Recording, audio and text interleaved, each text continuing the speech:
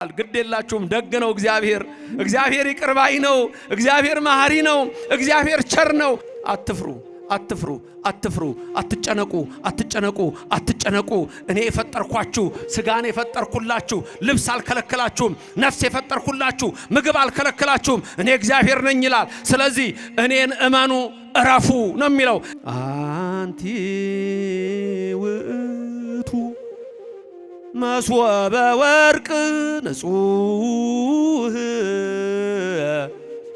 አስታወሳችሁት እንተ ውስቴታ መናህቡ ህብስት ዘወረደም ሰማያት ወሃቤ ሕይወት ለኩሉ ዓለም ማርያም አንቺ መሰብ ወርቅ ነሽ ህቡ መና በውስጥሽ አለ እሱ ኢየሱስ ነው ኢየሱስ የሰበት ሕግ የሚጠቀም ሚሊዮነር ነበረ ፍጡር ነው አምላክ አይደለም የሚሉ ናቸው ዓለም የሚቀበለው ኢየሱስ ቡዳው የሚቀበለው ኢየሱስ ሂንዱ የሚቀበለው ኢየሱስ ዞሮአስትራኒዝም የሚከተሉ የሚቀበሉት ጃይኒዝም የሚያምኑ የሚከተሉት ሁሉም እስልምናም የሚያምነው የሚቀበሉት አይሁዶችም የሚቀበሉት እሱ ላይ ደግሞ ቁልፍ ነገር አለ አይሁዶቹ ጋር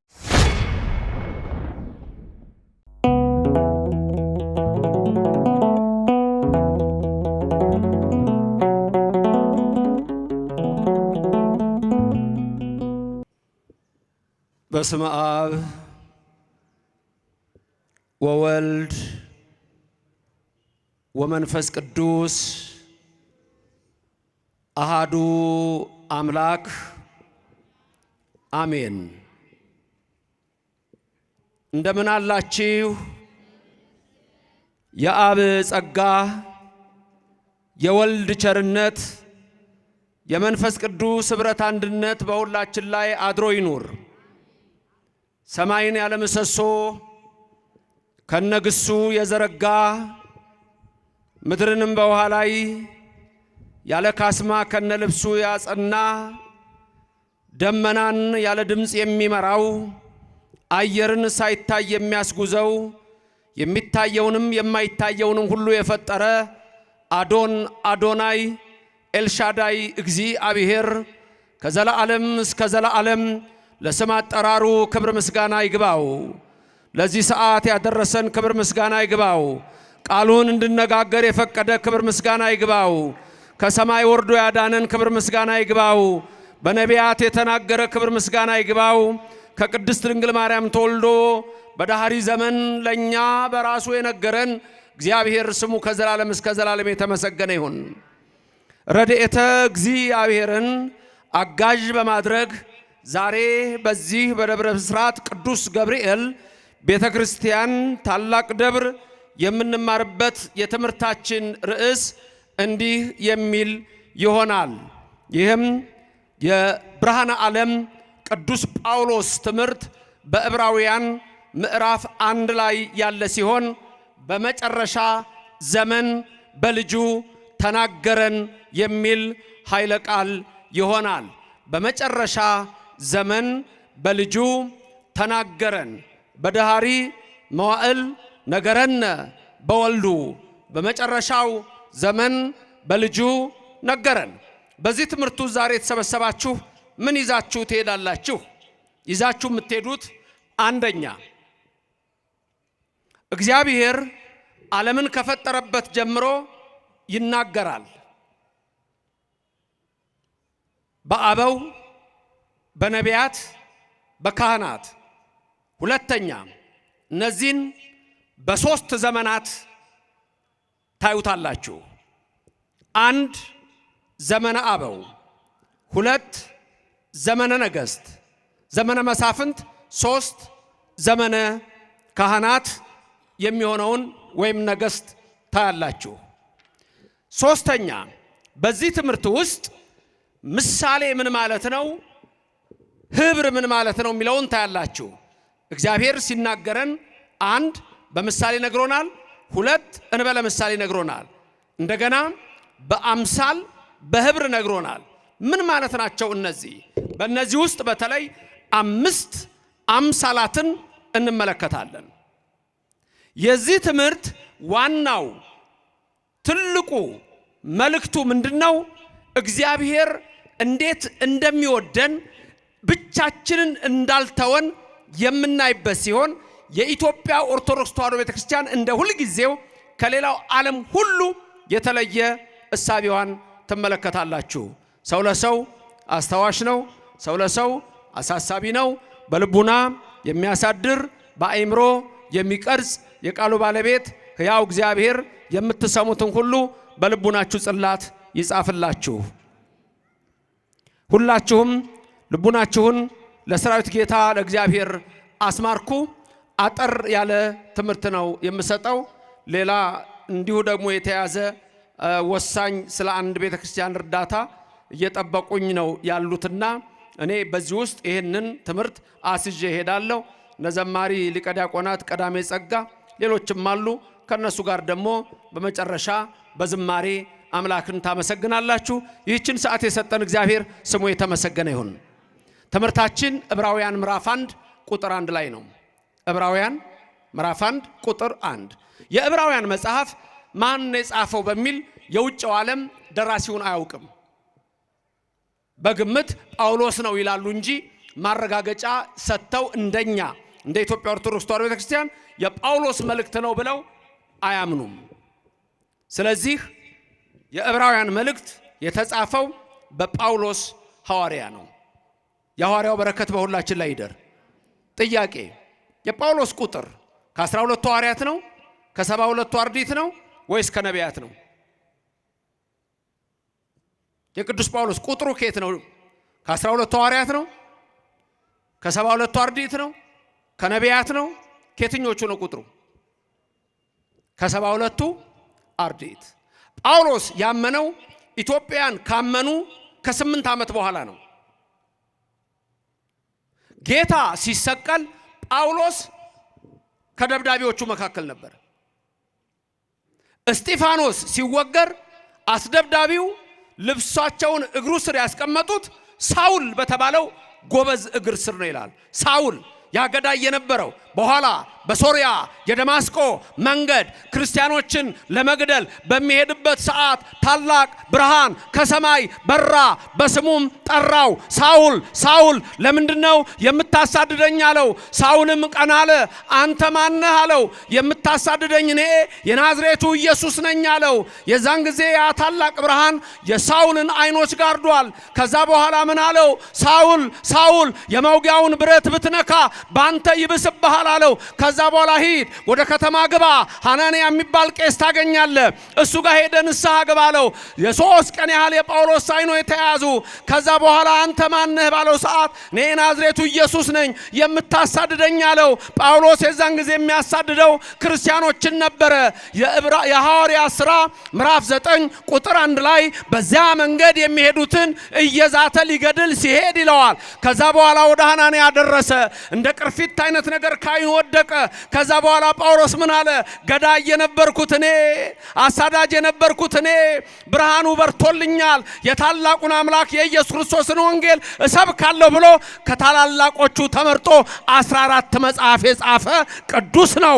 በረከቱ በሁላችን ላይ ይደርልን። ክብር ምስጋና ለእግዚአብሔር ይድረሰው። በረከቱ ይደርባችሁ። ይህ ጳውሎስ ሐዋርያ ነው እንዲህ የሚለን ዕብራውያን 1 ቁጥር 1 በብዙ ነገር ወበብዙ መክፈልት አይዳአ እግዚአብሔር ለአበዊነ በነቢያቲሁ እምትካት። በአማርኛ ሲመለስ በብዙ ነገር በብዙ ምሳሌ እግዚአብሔር ለአባቶቻችን ጥንት በነቢያት ተናገረ። የተናገረ እግዚአብሔር ክብር ምስጋና ይግባው። እግዚአብሔር ሁልጊዜ ይናገራል።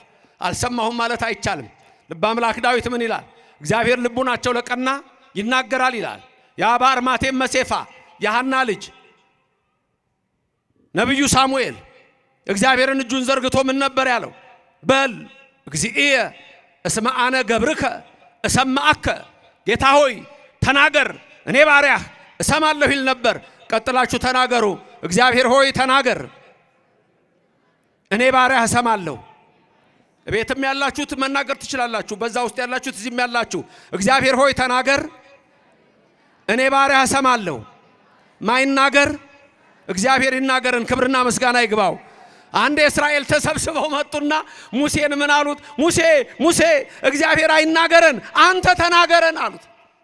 ኃጢአታቸው ስለበዛ በደላቸው ስለበዛ እሱን ትተው ጣዖት ስላመለኩ በዛ እነሆ እግዚአብሔርን በመተው አሮን ግበር ለነ አማልክተ ሊያውሩ በቅድሜነ በፊታችን የሚሄዱ አማልክትን ስራልን ብለው ሙሴ በተራራው ከእግዚአብሔር ጋር ሲነጋገር እነሱ ጣዖት አመለኩ። ያን እግዚአብሔር ቁጣውን በእነሱ ላይ ያደረገ። በሙሴ ልመና ግን ይቅር አላቸው። ከዛ በኋላ ምን አሉ? ሙሴ እግዚአብሔር አይናገረን አንተ ንገረን ይሉት ነበረ። እግዚአብሔር ይናገራል፣ ግድ የላችሁም። ደግ ነው እግዚአብሔር ይቅር ባይ ነው። እግዚአብሔር መሐሪ ነው። እግዚአብሔር ቸር ነው። ሲናገርም ሁል ጊዜ እግዚአብሔርም እንደሚል ልንገራችሁ፣ አትፍሩ፣ አትጨነቁ።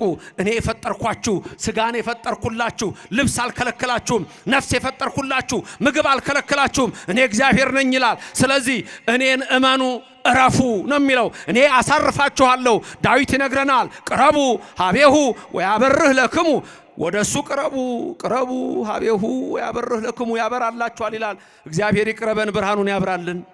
እግዚአብሔር ይቅረባችሁ፣ ብርሃኑን ያብራላችሁ። ብርሃን ዕውቀት ነው፣ ዕውቀቱን ይግለጽልን። ጳውሎስ ሐዋርያ በዕብራውያን ምዕራፍ 1 ቁጥር 1 ላይ በብዙ ነገር ወበብዙ መክፈል ታይዳ እግዚአብሔር ለአበዊነ በነቢያቲሁም ትካት አለ። ሁለት ዘመናትን ልብ እንድትሉ ፈልጋለሁ።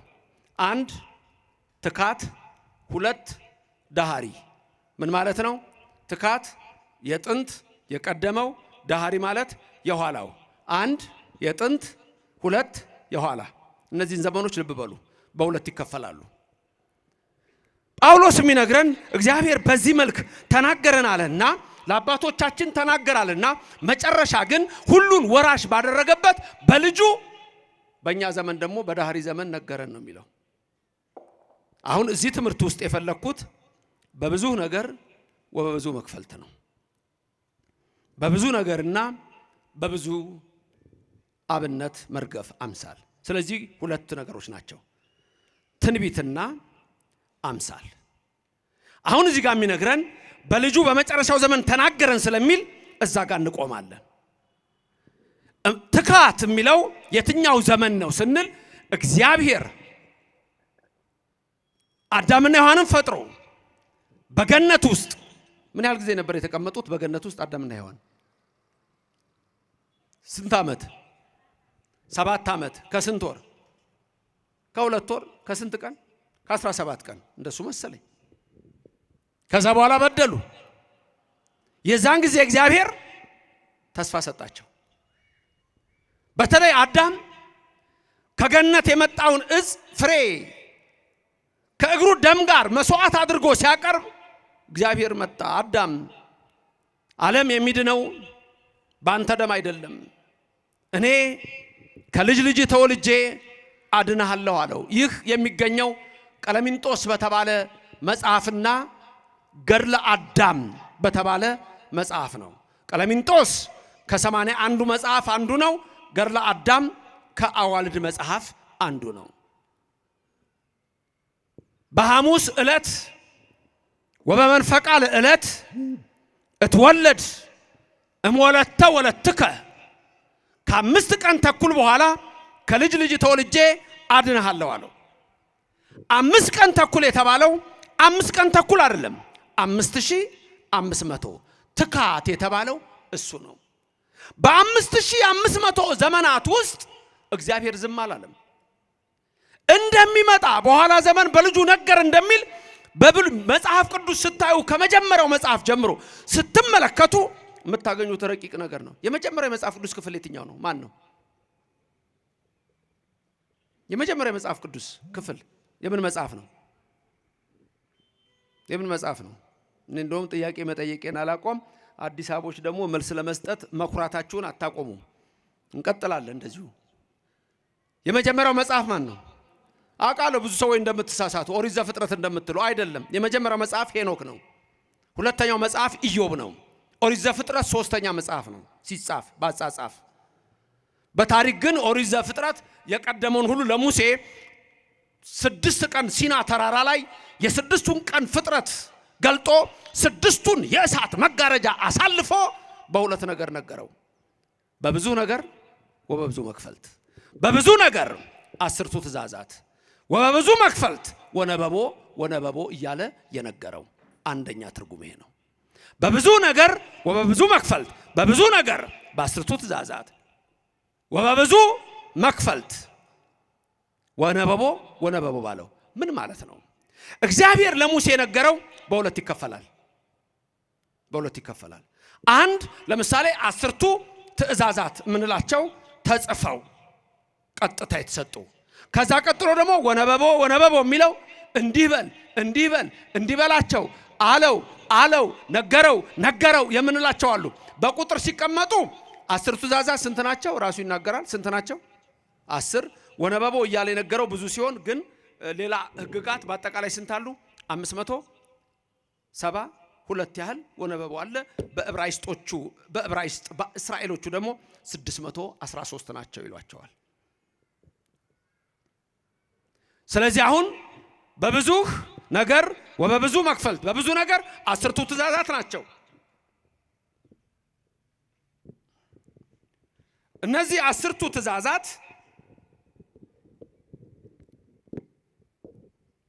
አስርቱ ትእዛዛት ብዙ ምስጢር ያላቸው ናቸው። ዝም ብለው 10 መሆናቸው አይደለም። ዓለም እነዚህም ቢያከብር ኖሮ ፍጹም ሰላም ይሆን ነበረ። ስለዚህ እግዚአብሔር ለሙሴ በዚህ ነገረው። 2 በብዙ ነገር ወበብዙ መክፈልት፣ በብዙ ነገር ትንቢት ወበብዙ መክፈልት አምሳል። ትንቢት ለአባቶቻችን ተነገረ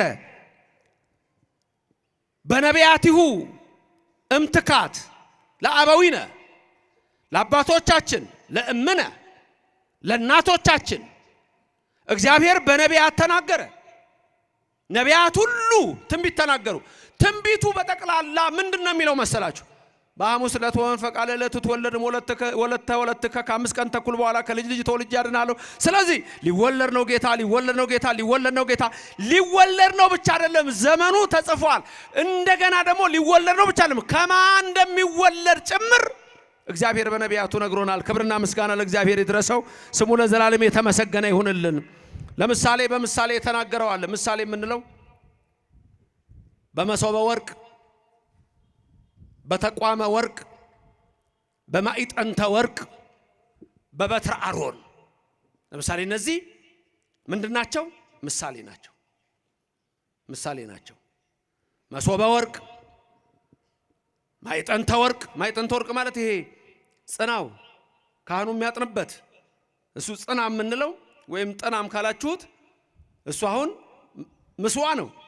ምስጢር አለው። ውስጡ እሳት ይደረጋል። ገመዶቹ ስንት ናቸው? 3 ናቸው። በመሃል ስንት አለ? አንድ ቀጥ ያለ አለ። እቺ ፍም መያዣዋ እሳት መያዣዋ የእመቤታችን ምሳሌ ናት። ውስጡ እሳቱ የወልድ ምሳሌ ነው። ይሄ 3 መሆኑ እመቤታችን በ3 ወገን ንጽሕት፣ ድንግል፣ ጽንዕት፣ ክብርት መሆኗን የሚያሳይ ነው። በሐልዮ በነቢብ በገቢር እመቤታችን ንጽሕት ናት። አንድም 3ቱ የአብ የወልድ የመንፈስ ቅዱስ ይሆናል። በመሃል ያለው አንዱ ደግሞ የአንድነታቸው ምሳሌ ነው። በዚህ ሁሉ ነገርን እግዚአብሔር ክብር ምስጋና ይግባው ለዘላለም። ዝም ብለን የምናረገው ነገር የለም። መሶበ ወርቅ ቅዳሴ ሲገባ በመሶበ ወርቅ ህብስቱ ይመጣል። መሶበ ወርቅ የተባለች ማነች? የወርቅ መሶብ እመቤታችን። ዝም ብሎ መሶብ አልተባለችም። ምን ተባለች? መሶበ ወርቅ ናት።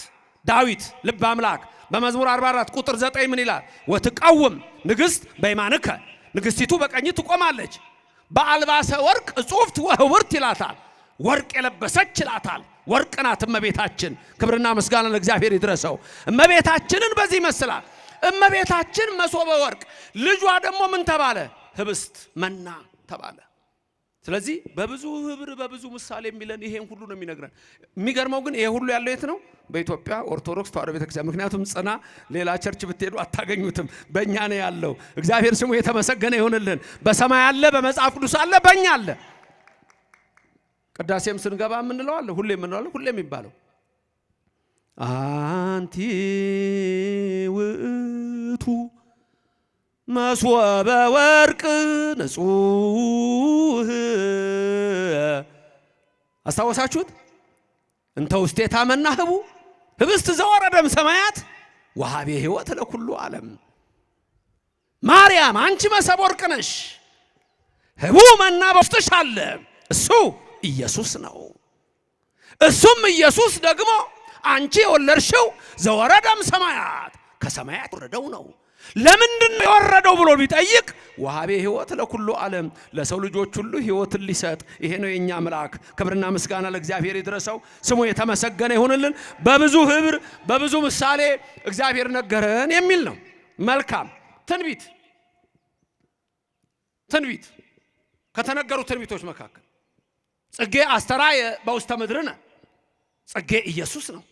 አሁን ያለንበት ዘመን ጽጌ እመቤታችን ጽጌ ትባላለች። እንደገና ኢየሱስ ራሱ ይባላል ጽጌ ይባላል። ዘይሰማይ ስሙ ጽጌ ተብሏል። እመቤታችንም ጽጌ ተብላለች። ለምሳሌ ኢየሱስ ዕጣን ተብሏል። እመቤታችን ዕጣን ተብላለች። ዕጣን እሱ ዕጣን እሷ ዕጣን። ቅዳሴ መሃል ላይ ዝውእቱ የሚለው ትዝ ይላችኋል? ላስታውሳችሁ። ዝውእቱ ጊዜ ባርኮት ወዝውእቱ የሚል ታስቀድሳላችሁ አይደል? ታዲያስ የተመረጠ የዕጣን ጊዜ እግዚአብሔርን የምናመሰግንበት ጊዜ እሱን በዕጣን እናቱን በዕጣን እሷን በዕጣን ልጇን በዕጣን እየመሰልን ዕጣን ህሩይ እያልን የምናመሰግንበት የምስጋና ጊዜ ይላል። ክብርና ምስጋና ለሥላሴ ይሁን፣ ስሙ የተመሰገነ ይሁንልን። ይሄም የሚገኘው በዚህ ቤተ ክርስቲያን ነው። አሁን ሁለቱን ዘመናት ልንገራችሁ። ትካትና ዳሃሪ ያልኳችሁ፣ ጥንትና የኋላው ዘመን ያልኳችሁ። ጥንት የተባለው ልጅነት ያጣንበት መርገመ ሥጋ መርገመ ነፍስ በላያችን ላይ ተጣብቆ የነበረበት 5500 ዘመን ትካት ነው። በዛ ዘመን አልተወንም ተናገረ። ዳሃሪ የሚለው ከዛ በኋላ መጥቶ ወደ ሐሪስ ብሎ መዋዕል ነገረነ በወልዱ ብሎ ሲያመጣ ዳሃሪ የሚለው ደግሞ ልጅነት ያገኘንበት ጥምቀት ያገኘንበት ሥጋው ደሙ ያገኘንበት መርገመ ሥጋ መርገመ ነፍስ የጠፋበት ድንግል ማርያም ልጇን ወዳጇ የወለደችበት ያ ዘመን ደግሞ ይሄ ዘመን ተባለ። ክብርና ምስጋና ለሥላሴ ይሁን፣ ክብር ምስጋና ይግባው። ይሄን ዘመን እንዲህ በሚል እንከፍለዋለን። በመጽሐፍ ስትጽፉ ትምህርት ቤትም የተማረች ሰዎች ቢሲ እና ኤዲ በሚል ይከፈላል። በእንግሊዘኛው ቢሲ የሚለው ቢፎር ዘ በርዝ ኦፍ ክራይስት ነው። ኤዲ የሚለው የላቲን ቃል ነው። አኖ ዶሚኖ ማለት ነው። the year of the Lord ማለት ነው። ይሄን ግን አሁን እየቀየሩት ነው። ኢየሱስ የሚለው ስም ከሰው ልብ መጥፋት አለበት። ወንጌሉ ራሱ ይናገራል። እንደዚህ ነው የሚያምኑት፣ መጥፋት አለበት። ስለዚህ ምን ጀመሩ?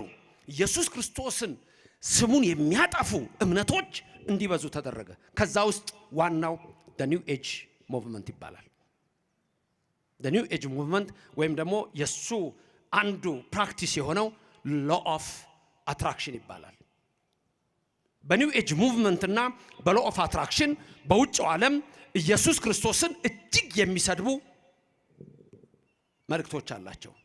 ከዛ ውስጥ አንዱ ኢየሱስ የስበት ሕግ የሚጠቀም ሚሊዮነር ነበረ፣ ፍጡር ነው፣ አምላክ አይደለም የሚሉ ናቸው። ለስም አጠራሩ ክብር ምስጋና ይግባው። እዚህ ኢትዮጵያ ውስጥም የዚህ አስተሳሰብ ያልገባቸው ሰዎች አሉ ይመስለኛል። መንገዱ አልገባቸው ምን ማለት እንደሆነ። ስለዚህ እንደውም ትላንትና ያስመረኩት መጽሐፍ በኋላም ታገኙታላችሁ። the new age movement law of attraction የአዲሱ ዘመን ክርስትና የስበት ሕግና የአዲሱ ዘመን እንቅስቃሴና እሳቤ የሚል ምን ማለት ነው የሚለውን ታገኛላችሁ። እንግዲህ ወደ ዘመኑ ልውሰዳችሁ። በሁለት ይከፈላል። ቅድም እንዳልኳችሁ ቅድመ ልደተ ክርስቶስ እንላለን፣ እንደገና ደግሞ ከክርስቶስ ልደት በኋላ እንላለን። እነዚህ አሁን ወደ ሌላ ተለውጠዋል። ቢሲ የሚለው ቢሲኢ ወደሚል ተተክቷል። ኤዲ የሚለው ሲኢ በሚል ተለውጧል። አሁን ድንገት አንዳንድ መጽሐፎች ስታዩ በፊት ቢሲ ይሉ የነበሩት ቢሲኢ ናቸው። ኤዲ ይሉት የነበረው ሲኢ ነው። ወደ ተለወጠ ካመን ኢራ ወደሚል ተለወጠ። ሲኢ ካመን ኢራ ይሉታል። ቢሲኢን ደግሞ ቢፎር ካመን ኢራ ይላታል። አሁን የክርስቶስ ስም ከዘቻ ውስጥ እንድትወጣ ሃርቫርድ ዩኒቨርሲቲ የታወቀች አንድ ሴት በዚህ በሪሊጂየስ ዲስከሽን ላይ ምን አለች? ዓለም ሁሉ የሚቀበለው ኢየሱስን መስራት አለብን አለች። አሁን ያለው ኢየሱስ ክርስቲያኖች ብቻ ናቸው የሚቀበሉት። ስለዚህ ዓለም የሚቀበለው ማለት ሁሉ የሚቀበለው ያ ኒው ኤጅ ሙቭመንት ነው። ዓለም የሚቀበለው ኢየሱስ፣ ቡዳው የሚቀበለው ኢየሱስ፣ ሂንዱ የሚቀበለው ኢየሱስ፣ ዞሮአስትራኒዝም የሚከተሉ የሚቀበሉት፣ ጃይኒዝም የሚያምኑ የሚከተሉት፣ ሁሉም እስልምናም የሚያምነው የሚቀበሉት፣ አይሁዶችም የሚቀበሉት። እሱ ላይ ደግሞ ቁልፍ ነገር አለ አይሁዶቹ ጋር። ሁሉም የሚቀበሉት ክርስቶስ መስራት አለብን ይላል። መስራት ክርስቶስ መፍጠር። ይሄ ማለት ምንድነው? በሰው ልጆች ልቡና ውስጥ አዲስ ኢየሱስ። ይሄ ደግሞ እኛ ተነግሮናል። ማቴዎስ 24 ቁጥር 4 ላይ እኔ ክርስቶስ ነኝ እያሉ እኔ ኢየሱስ ነኝ እያሉ በስሜ ይመጣሉ፣ አስቀድሜ የነገርኳችሁ ተጠበቁ ይላልና የሚጠብቀን እግዚአብሔር በቤቱ አጽንቶ ያኑረን። አምስት አምሳል ልንገራችሁ ከዚህ በመቀጠል በዛ ትምህርቴን አጠቃላለሁ። 5 አምሳል። አንደኛ እግዚአብሔር እንግዲህ በብዙ ትንቢት፣ በብዙ ህብር፣ በብዙ አብነት ነገረን አልኳችሁ። አንደኛ በአምሳለ ነበልባል ውሃ መልማል። ሁለተኛ በአምሳለ ጸምር ወጠል። ሶስተኛ በአምሳለ እብን ቅውም። አራተኛ በአምሳለ ብእሲ መካ። አምስተኛ በአምሳለ አንበሳ መፍርህ። ላስደግማችሁና ምን ማለት እንደሆኑ በዚህ ምሽት ትይዟቸዋላችሁ። መንፈስ ቅዱስ በእኔም በባሪያው በእናንተም በሁላችሁ ይደር። ስንት አምሳል? 5። አንደኛ ከኔ ቀጥላችሁ ድገሙ። በአምሳለ ነበልባል ውሃ መልማል። ሁለተኛ በአምሳለ ጸምር ወጠል። ሶስተኛ በአምሳለ እብን ቅውም። አራተኛ በአምሳለ ብእሲ መካ። አምስተኛ በአምሳለ አንበሳ መፍርህ። ግዴታ አሁን ይከብዳሉ አይደል? የሰማችኋቸው እንደው እንድትሏቸው እንድትደግሟቸው ብዬ ነው እንጂ ይከብዷቸዋል። እነዚህን የት እንደምታገኙ 5 ጥቅስ ልስጣችሁ። ድንገት ሶሻል ሚዲያ ስላለ ከምታውቁት ዩቲዩበር ወይም አንዱ ቲክቶከር ገብታችሁ እንደገና መማር ሊኖርባችሁ ይችላል። ምን ማለት በአምሳለ ሐመልማል በአምሳለ ነበልባል ውሃ መልማል ማለት ለሙሴ በሲና ተራራ ኦሪት ዘጸአት ምዕራፍ 3 ነበልባል ከሐመልማል ሙሴ አይቶ ምንድነው ማየው ራእይ ብሎ ወደ ተራራው ጫፍ ሲሄድ እሳት ከሰማይ ወርዶ ጳጦስ የምትባል ተራራው ላይ ያለች ቅጠል በእሳት ሳትቃጠል እሳት ወርዶ ተዋህዶ ነው። ክርስቶስ መጥቶ ከድንግል ማርያም ይወለዳል። መልእክቱ ይሄ ነው። ክብርና ምስጋና ለእግዚአብሔር ይድረሰው። ክርስቶስ መጥቶ ከድንግል ማርያም ይወለዳል። መልእክታችን ሁሉ ኢየሱስ ነው። በኦርቶዶክስ ቤተክርስቲያን መልእክታችን ሁሉ ክርስቶስ ነው። በዳህሪ መዋል ነገረን በወልዱ ያልኳችሁ ነው። በመጨረሻው ዘመን በልጁ በኢየሱስ ነገረን፣ በወልድ ነገረን ነው የሚለው። በወልድ ነገረን። መልካም፣ ይሄ አንዱ ነው። ዘጸአት 3 የምታገኙት ነው። ሁለተኛው በአምሳለ ጸምር ወጠል ያልኳችሁ ደግሞ እሱን የምታገኙት በመሳፍንት ላይ ነው። ይሄም ለጌዴዎን ነው። ለጌዴዎን የተገለጸለት ጸምር ዘረጋ፣ ጠል ወረደ። እንዲሁ ጸምር የእመቤታችን ምሳሌ፣ ጠል ከሰማይ የወረደው ወልድ ነው። አሁንም ይሄ መልእክቱ ምንድነው? ድንግል ኢየሱስን ትወልደዋለች ነው። መልእክቱ ሁሉ እንደዛ ነው። ሶስተኛ በአምሳለ እብን ቅውም፣ ይሄ ደግሞ ለዳንኤል ነው። በትንቢተ ዳንኤል ምዕራፍ 2 ላይ ስታዩት የዛን ምስጢር ታያላችሁ። ያለ እጅ የተፈነቀለችውንም ድንጋይ ታያላችሁ ለዳንኤል። አራተኛ በአምሳለ ብእሲ መካ ለኢሳይያስ ነው። 65 ትንቢት ቁጥር 1 ጀምሮ ነው። ማን ነው ከኤዶምያስ የሚወጣው ከባሶር የሚመጣው ቀይ ልብስ የለበሰው በጉልበቱ የሚራመድ ይለዋል። መካህ የተባለው እሱ ነው። ምን ነው ልብስ ቀላ ብሎ ይጠይቀዋል። ይመጣና ይላል በኋለኛው ዘመን ዓለምን ሁሉ አድናለሁ ይለዋል። ደሙ የኢየሱስ ደም ነው። ተመልከቱ። ክብርና ምስጋና ለእግዚአብሔር ይድረሰው። የኢየሱስ ክርስቶስ ደም ከኃጢአት ሁሉ ያነጻናል ብሎ ይሄ ነው። የኢየሱስን ደም የምናውቀው እኛ ነን። እንዴት? በየቀኑ ነው የምንቀበለው። ስጋው ደሙ ስንቀበል እስመ ኃያል አንተ እኩት ወስቡህ። ቀጥሉት። የላችሁም ቅዳሴ ላይ የላችሁም። ቅዳሴ ላይ ያሉት ድምጻቸው ተሰምቷል። ሌሎቹ የት እንዳሉ የሚታወቅ የለም። ማታ ማታም ጠዋትም የሉ። አረ በቤቱ ያኖረን። ጻድቅሰ ከቀልት ይፈር ወይ በዝ ከመዘግባ ዘሊባኖስ ትኩላኑ ምንቱ ውስተ ቤተ እግዚአብሔር ይላል። በቤቱ ይትካላችሁ ለዘላለም። ስጋውና ደሙን የሰጠን ኢየሱስ ክብር ምስጋና ይግባው። ከማን ነው ስጋውና ደሙን የሰጠን? ተመልከቱ። ትንቢቱ ሁሉ የሚያሳየው ከድንግል ማርያም ከስጋዋ ስጋ ከነሷ ነፍስ ነስቶ ያዳነን ስሙ የተመሰገነ ይሁን። አመስግኑት ሁላችሁም። እግዚአብሔር በረድኤትና በቸርነት አይለየን። ስለዚህ በአምሳለ ብእሲ መካህ የሚለው ኢሳይያስ 63 ነው። ይቅርታ 65 ሳይሆን ኢሳይያስ 63 ከቁጥር 1 ጀምሮ የምታገኙት ነው። አምስተኛ በአምሳለ አንበሳ መፍርህ ለእዝራ ነው። ለእዝራ ለሱ ደግሞ እንደዚሁ በአንበሳ መፍርህ በተባለ ተገልጦለታል። በብዙ ነገር ወበብዙ መክፈልት አይዳእ እግዚአብሔር ለአበዊነ በነቢያቲሁ እምትካት። ያ 5500 ዘመን ነው። ኋላ በዳህሪ የተባለው ደግሞ ምን ተብሎ ተጠራ? ዓመተ ምሕረት። ያኛው ዓመተ ፍዳ ዓመተ ኩነኔ ተባለ። ይሄኛው ግን ምን ተብሎ ተጠራ? ዓመተ ምሕረት ተብሎ ተጠራ።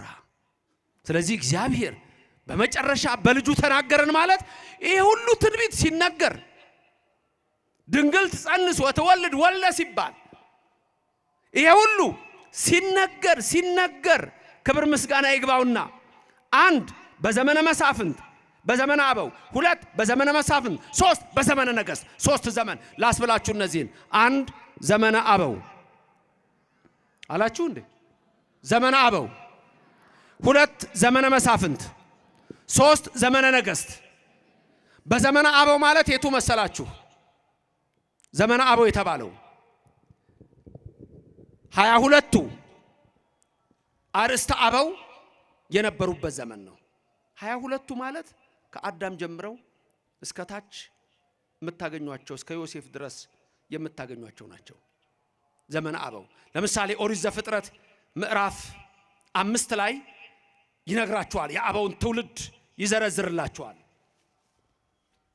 እዛ ላይ የምታገኙት የአበውን ዝርዝር ስታዩ እነዛ 10ሩን ታያላችሁ። እስከ ኖህ፣ ከአዳም እስከ ኖህ። ከዛ ይቀጥላል፣ የሴም ይቀጥላል። ከዛ እያለ አብርሃም፣ ይስሐቅ፣ ያዕቆብ እያለ የሚመጣው 22ቱን ፍጥረታት በተመለከተ የሚያሳይ 22 አበው አሉ። ዘመነ አበው። በዘመነ አበው እግዚአብሔር የነገረን ነገር አለ። ምን ብሎ ነው በዘመነ አበው የነገረን? እና አብርሃም ማለት ነው በዘርከ ይትባረኩ ኩሎሙ አሕዛበ ምድር ብሎ በዘመነ አበው ነገረን። አሕዛብ ሁሉ በዘርህ ምን ይሆናሉ?